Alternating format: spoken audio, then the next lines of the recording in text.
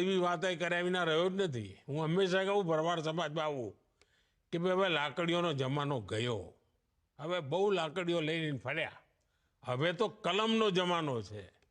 અને મારે ગર્વ સાથે કહેવું પડે કે ગુજરાતમાં જેટલો સમય મને સેવા કરવાનો મોકો મળ્યો, મારી વાતને ભરવાડ સમાજના નવી પેઢીએ સ્વીકારી, બાળકો ભણી ગણીને આગળ આવવા માંડ્યા।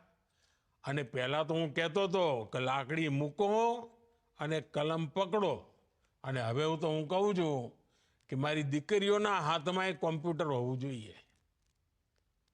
બદલાયેલા જમાનામાં આપણે ઘણું બધું કરી શકીએ, અને આજ આપણી પ્રેરણા હોય।